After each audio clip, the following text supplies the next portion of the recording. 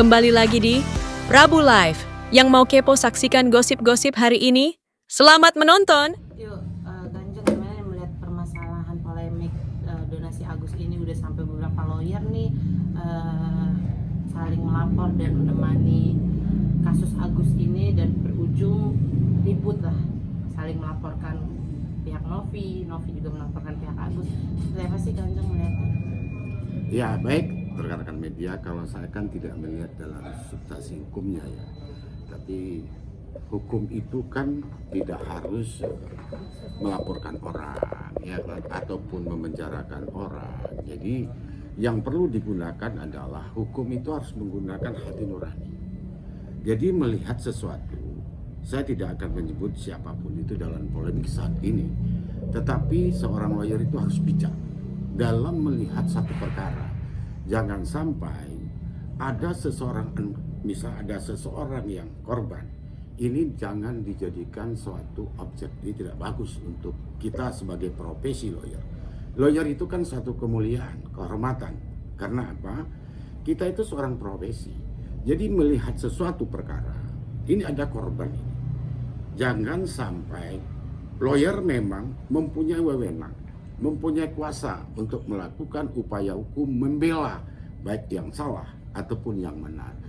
Tapi kan kita harus melihat kondisi siapa sih yang kita bela. Tetapi kalau kita melihat yang ditanya oleh rekan-rekan tadi, ini saya ya sebagai pun seorang lawyer, saya melihat ada sesuatu yang mungkin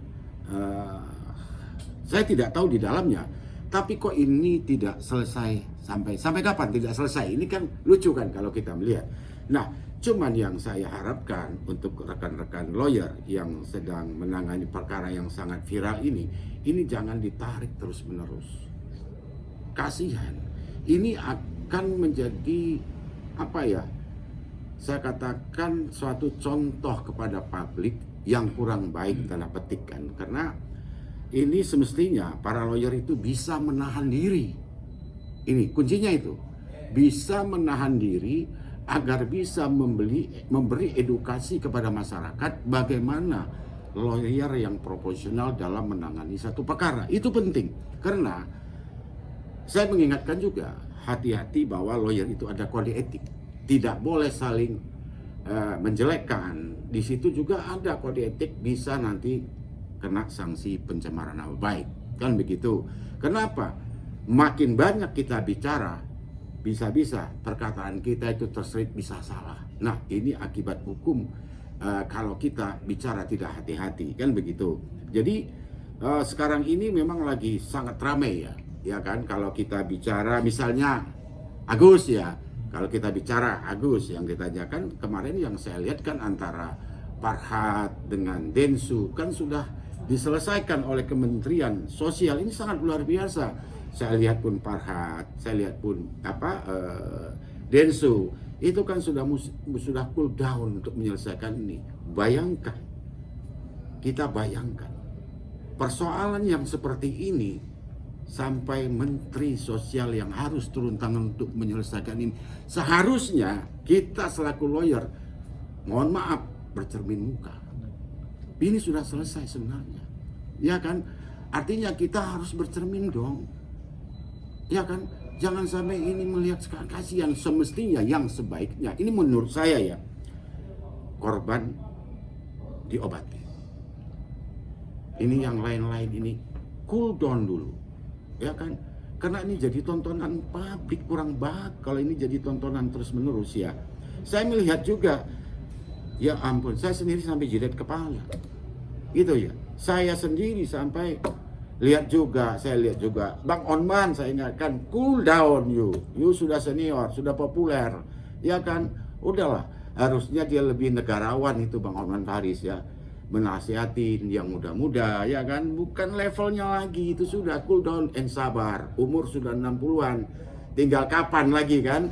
Ya kan, semestinya seperti itu yang itu Bang Onman Faris ya.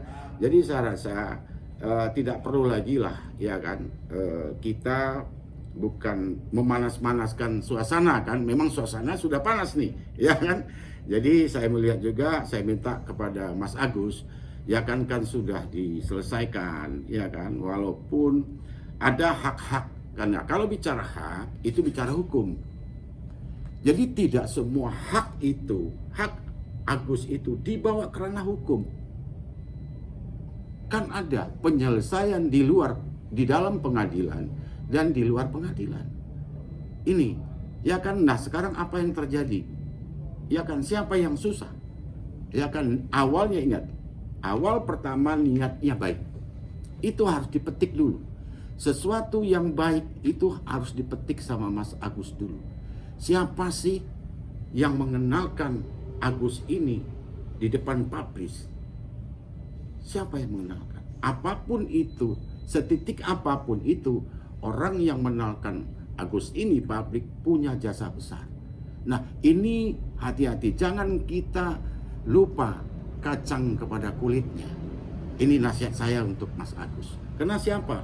Dia bisa begitu. Ada dana, saya tidak begitu tahu perkaranya, kan saya bicara secara umum bahwa dengan dia begitu adalah sosok, mau diakui atau tidak, bagi saya menurut, nah itulah pahlawan. Mau diakui apa tidak, akhirnya apa? Buktinya adalah donatur-donatur yang ikhlas menyumbangkan dananya, yang dulu tidak berpikir yang mana satu aja fokusnya dulu, bagaimana korban ini bisa sembuh.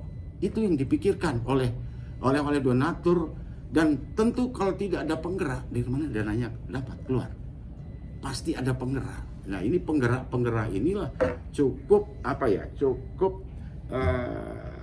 memberikan sesuatu terbaik untuk beliau. Nah, kalau saya ingin mengatakan bahwa sudahilah ini, Mas Agus sama Mbak Novi dan lawyer-lawyernya di sebelah, cobalah buka hatinya.